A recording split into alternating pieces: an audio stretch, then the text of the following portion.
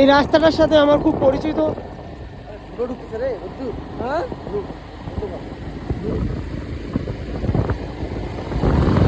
এক বিশেষ মানুষের জন্য বিশেষ এক সময় আমি আসছিলাম। তো রাস্তাটা যে ঘাটতি রয়েছে, বদলে গিয়েছে কিছু কিছু মানুষ, কিছু নয়, একজন মানুষ।